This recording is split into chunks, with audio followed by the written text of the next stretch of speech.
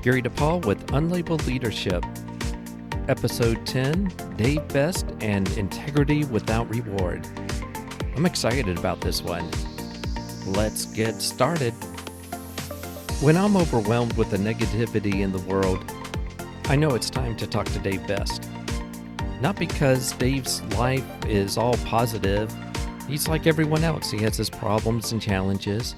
No, you talk to Dave because he reminds you of what's good in this world, about what it means to lead. I've known Dave for about 10 years. We worked together at Lowe's, and we've kept in touch. Dave worked at Lowe's for several years before I met him. After Lowe's, he went to Walmart and then later went to the Home Depot, where he is today. Early in this episode, I think you're going to understand why I like Dave and why I consider him a good friend. If you looked at Dave's LinkedIn profile, what you would not see is Dave is a family man, he plays drums, and he knows just enough about being a DJ to get himself in trouble. Get all of us in trouble. Anyway, like his name, he's the best. Part 1, Connect with Others. Think about your peers at work. Do you talk to them the same way you talk to friends outside of work? How about with people that report up to you, your subordinates? Do you talk to them the same way? What about your superiors? And do you talk to customers the same way you talk to people who report to you? All this is important, and how we connect with people is critical. In my conversation with Dave, he talked about this. Here he is now. I think we'll say it was around 2010 or something. I don't remember the year, but it's actually back to when you and I were working together at Lowe's. John Abrashoff, who wrote the book, It's Your Ship, and wrote a bunch of other ones. Yeah. It was when he came to speak at Lowe's. Like, he went through everything, and the cool thing about that whole story is there's a connection with him. Like, he talks about his mom and growing up in the same hometown that I did, and his mom was actually a substitute teacher that I had. So this author comes to Lowe's and talks, and then there's this connection. One of the stories that he uses there, he used with us, it's on YouTube. He talked about when he took over this ship, and he was talking to the guys on the ship about how they look at, the leaders of the ship. And he used this analogy. He said that one of the shipmates said, hey, when, think of us as monkeys on a tree. We being the lower level monkeys, are at the bottom of the tree, and you guys being the upper level monkeys are at the top of the tree. And when you look down at the monkeys down below, all you see are smiling faces. Well, when we look up at you, we see the exact opposite. So, Okay. And that kind of got me thinking about, how leadership, we look at things very top to bottom, like it is looked at that way. And it even impacted me to where you fast forward probably like 2016, I was in a leadership group at Walmart. It was a year-long journey. I called it, it was kind of a book club because we had to read a book each month on leadership. And at the end, you had to do a report out, what you got out of it in leadership. And, people were doing report outs and presentations, and it was to the directors and VPs of the group. Yeah, and not a lot of companies do that. They still do it to this day. We were the second group to go through it. And it was basically people that were like, we are looking at you as future leaders, so we want to invest in you. So it was fantastic that Walmart did that. Yeah, definitely. My report out, people are doing stuff on Maya Angelou and MLK and all these big name leaders. And I did mine on John Abrashoff, an author of a couple of books. I use that story because that has resonated with me, back early then. And then still today on, how we look at things, and we look at them, very straight line up and down. And you always have to be conscientious of what people, and I hate the terms below, but when we look at it that way, what they see when they look at you. And that's why, I hate the term boss. I even kind of sometimes don't like the term leader. We're all in this together. We're doing this as a group. I may have a title, but that's it. We're all in this together. I'm always a person who's big on the we thing. It's not me. I didn't do anything. We did this as a group. That whole thing, that book, just that one example that he threw out has affected, how I look at life and how I look at, leadership altogether, and just always conscientious of what other people see. Part of what I'm hearing, if I'm interpreting this the same way, well, I'll go back to the word leader. When people use the word leader, it tends to be synonymous with manager, senior manager, or leadership team as the big group or whatever. With your analogy, what I'm hearing is that anyone can lead at any level, whether you're an individual contributor, you may have something to say, and leadership can come from any direction. So one of the things I'm hearing is that part of what you do is try to enable other people to lead and give them a voice rather than the opposite of being up in a tree, Not even just giving them a voice, it's also recognizing that everybody has something to say. Yeah, I may be the monkey that's higher in the tree or whatever from that analogy, but I need to put myself in their shoes, that they have something to say and they've got something to contribute that may be extremely important. And it's not just me looking down and saying, oh, great, good job. It's more, hey, how do we kind of bring you along, and how do you lead from where you are? Yeah, exactly, spot on, Gary. That is, how I look at it. Part 2, encourage growth. One of the principles I identified in researching leadership is something I call encourage change. I really should have called it encourage growth, because it's all about helping other people develop as individuals and become it's appropriate for the show, become the best that they can be. Related to this principle are two questions. The first is, what can I do to help others be at their best?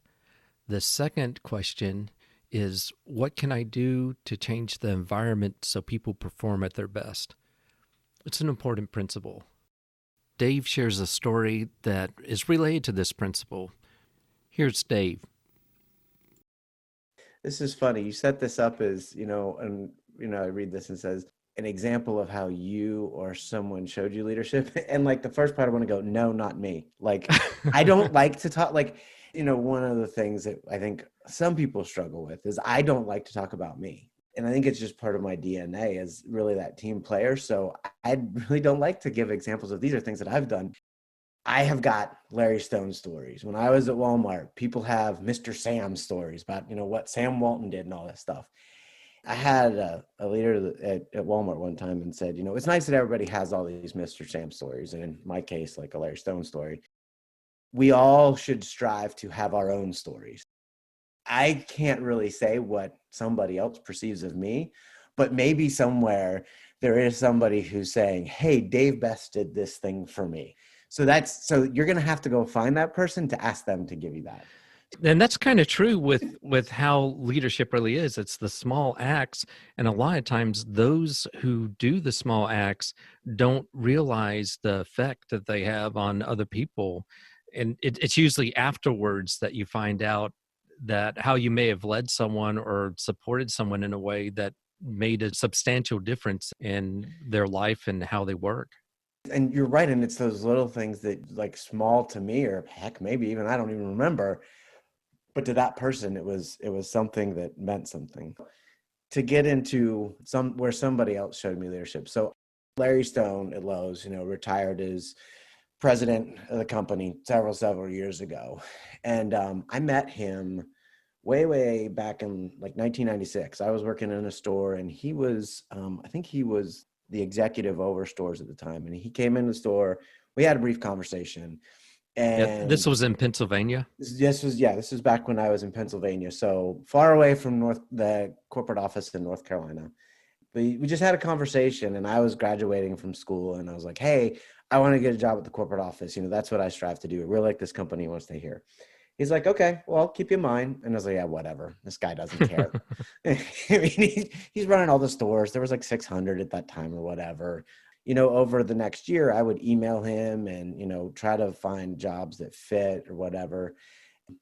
Found one and interviewed for it and didn't get it. I was like, well, I'm about done. And he sent me one email and said, just stick with it.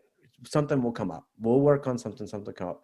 Pretty much a year to the date of that first interview, I just got a call that said, hey, we got a job for you. No interview, we got a job for you.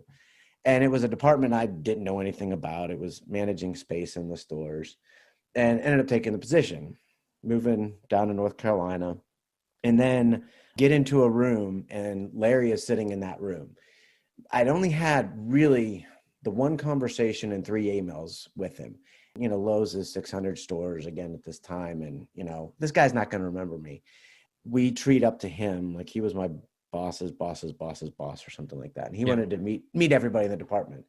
He pulls us all in, and, everybody introduces themselves. And before I said a word, he goes, you're Dave Best. You're that guy from Penn State that I've been talking to over the past year and emailing about getting up here. And my jaw hit the ground. I was like, whoa, this senior executive remembers some lowly old guy who was selling appliances in Pennsylvania?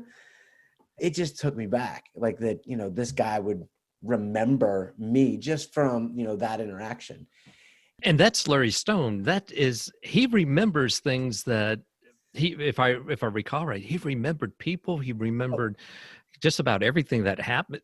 His interactions are important, and they're not something casual to him.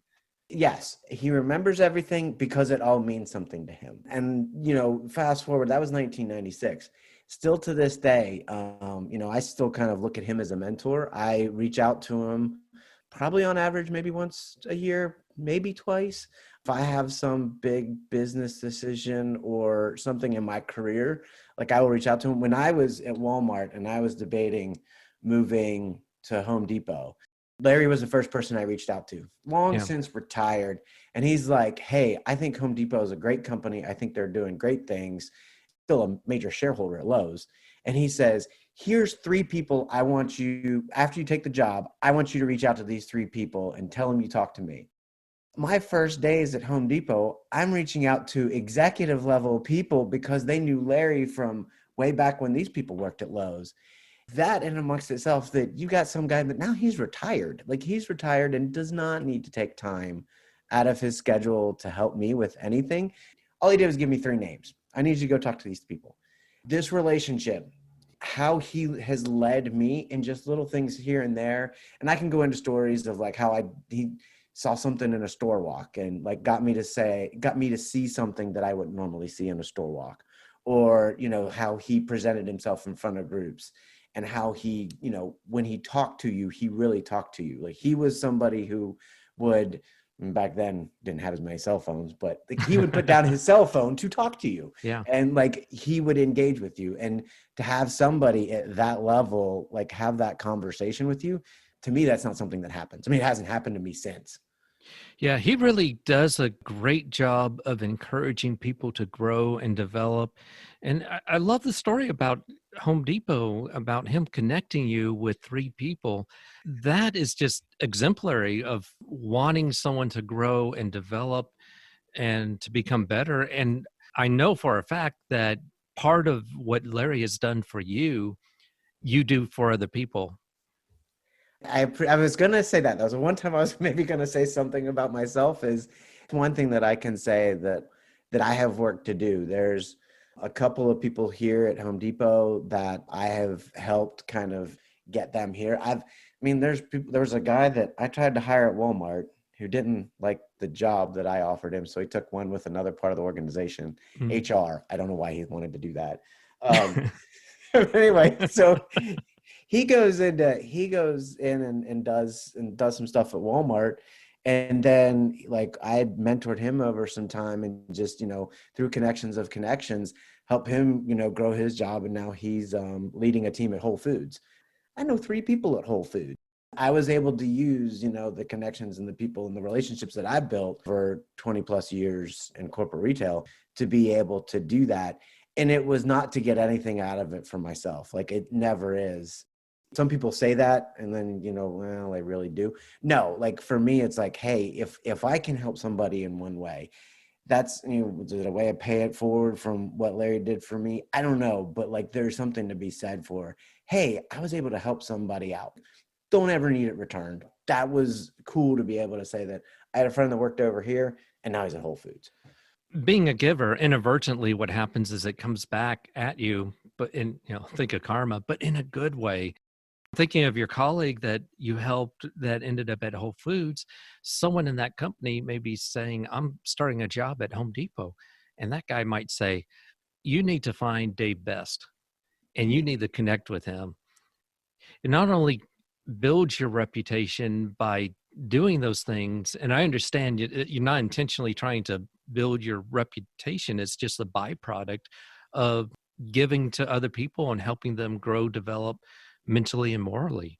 It is, and I appreciate that you said morally at the end too, because every company has their own. At Home Depot we have our values wheel, and Walmart has one. It's the Spark, but always at the core of that is doing the right thing, like however you want to say that. But there is part of it that says it's just that's the right thing to do, and then you do these things for people because that's just the right thing to do, and you don't realize it. You kind of go back to the thing about like the small stories, go find somebody to tell you about me because I won't tell you. Yeah. Is that when I started my job here at Home Depot, the senior director that we had at the time when I was interviewing come here, she was talking to me. We were walking in the halls. It was very, very informal.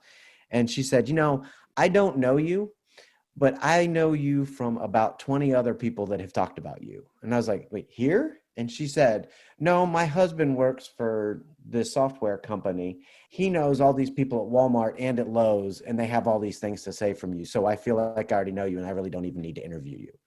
And this is a woman I'd never met before. And I really only kind of knew her husband because he was a consultant at Walmart. So yeah, it does show, how those things do come back, and also how small of a world corporate retail is. But anyway. Well, it may not be all that small, but that says a lot about you, and that you live your values. You carry that integrity. When I first started studying leadership, doing the research part of it, I focused on helping other people mentally develop their skills, their abilities. But in the last year or so, I'm really focusing on the moral part. That part is as important as the mental part. It is. I mean, I wrote something down. I was taking notes earlier, and it's about being genuine with somebody. Yeah. Like, holistically. Like, I can tell you, like, in the past couple of weeks, I've cried on a video call with somebody at work because of stuff that they're going through. What manager is supposed to do that? Like, that's not supposed to happen. There's emotion that's tied up. It's not just work. It's, life that we're all doing together. It's how you become and it wasn't like I was planning to do that. It's how you become genuine with people, that people want to work with you and want to say good things about you. Like, I mean, okay, this is one good thing I'll say about myself. I've got a guy on my team he is a long time Home Depot associate, 20 plus years. Okay. And he's seen a lot and a lot of people, and he does not give compliments ever. You've got to really earn them. He told me and sent me a note and said, I got to tell you, you're about the best manager. You are the best manager that I have worked with in my tenure at Home Depot. And I was like, okay, let's not talk about that again. Let's move on. but it means something when it comes from somebody like that. And and I honestly believe it's not because I'm good at my job. It's the fact that I'm genuine, and I admit mistakes because I make lots of them. I will be the first one to own up that I messed something up. I take it to heart. I can tell you examples of times where I screwed something up so bad. Like, there was a time here at Home Depot, I missed something. Like, my team was trying to tell me, and I was like, it's not a big deal. Don't worry about it. And then it came and ended up biting us in the butt.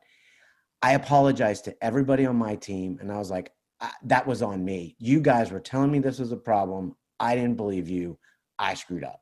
And I've had two people from that team tell me that the fact that I owned up to my screw up, that meant more to them than anything, because I admitted that I missed it. And that's a good example of being genuine. Tell me if this interpretation kind of hits with what you mean by genuine, that what you're thinking and feeling is congruent with what you're saying and doing.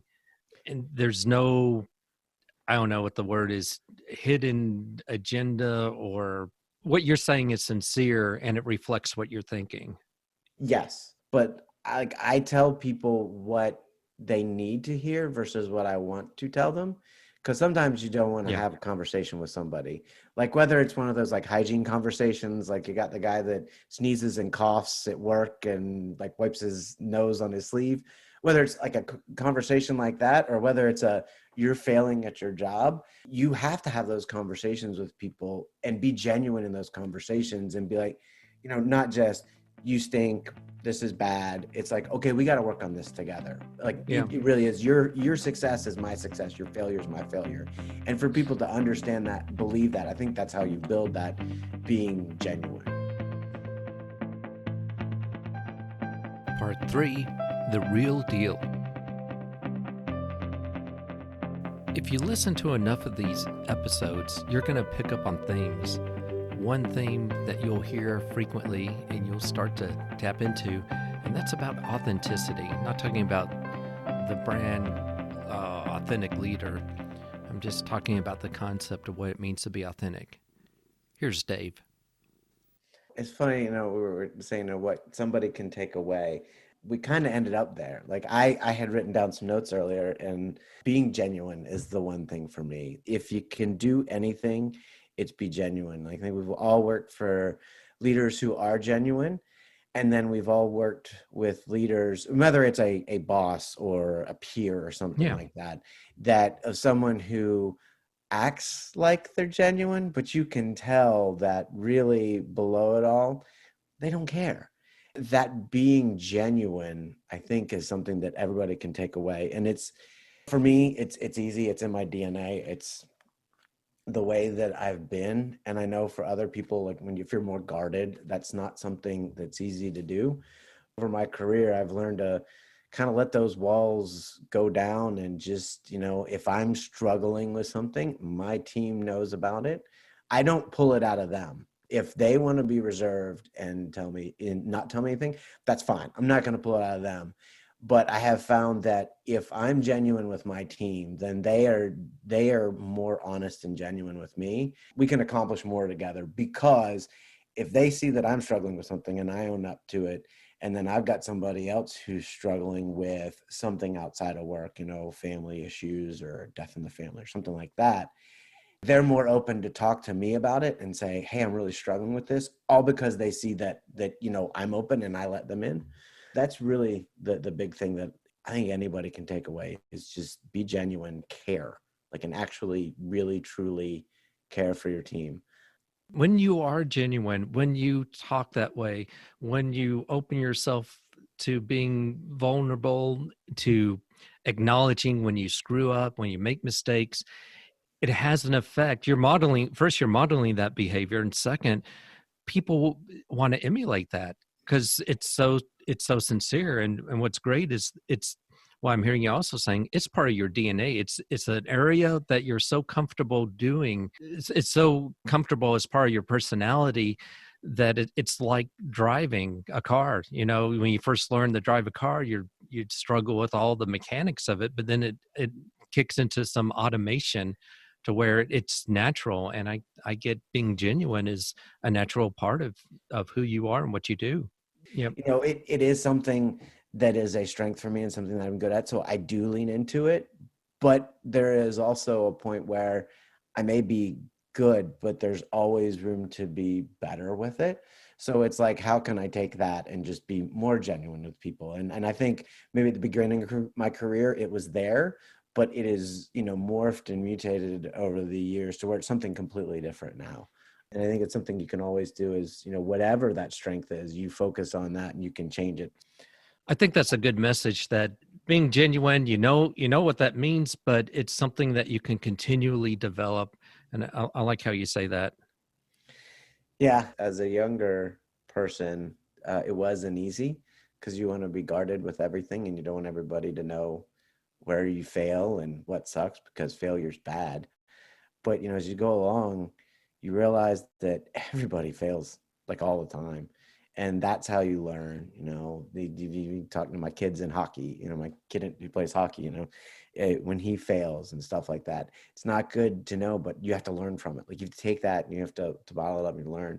It's the same thing with, being genuine is, I try, and there's probably probably sometimes that I fail even at that. And remember one time when I didn't have that conversation that I needed to have with somebody, and how that ended up, being detrimental to a relationship with somebody. And it was because it's a conversation I didn't want to have. Now I go, I'm not going to put myself in that situation. Whereas, 2 weeks ago, I had to have a very uncomfortable conversation with somebody on a topic that I did not want to have it. But as opposed to waiting 3 or 4 days, because maybe it'll blow over, probably not. I got to pick up the phone and call that person today. And we've got to talk about this issue. To be genuine in that situation, you have to have the uncomfortable conversation. You do, and then the person who's receiving that conversation knows that it comes from a place of care and not from like command and control. I'll tell you this, Gary, like this year, well, I guess it was technically, it's about a year ago, a little bit over a year ago. I somehow have managed to be a leader in corporate retail for, I think it's 15 years and never had to let anybody go. Like, I don't know how that happened. Never had to do it. But I had to last year. And that was literally the hardest day of my life, because it wasn't the fact that we had to let this individual go due to poor performance. It was the fact that I failed that person on their way, like out the door. Like, and yes, they were angry and upset. For that person to at least try to tell them, this sucks for you. And I get it. Like, you're out of a job. I failed you. Like, I look at this as my failure. I had a conversation with with the ex-colleague who's now at Whole Foods. He had to do the same thing, and he felt the same way. It's like, he's like, I failed. Like, it was my fault. Like, I didn't do enough. Yes, that person owns something. Yes, they own their own development. They own their own job performance. But there's a piece of me that I will always say, I failed that individual. There's a level of responsibility when you're in management for the success of everyone on your team. Yep, absolutely. My thanks to Dave for being on the show. If you want to get to know Dave a little bit better, go to the show notes for some links. If you have any questions or you want to make a comment, go to unlabeledleadership.com, click the message icon, and you can leave a message up to 1 minute. I might play it on the air. Likewise, if you go to iTunes and rate it, and then if you would, say something in the comments about what you got out of the show. Maybe I'll read that on the air. To support the show, unlabeledleadership.com, go there, click the icon for support. 99 cents makes a big difference in the quality. That's where the money goes. And finally, thank you for listening. Keep listening and lead on.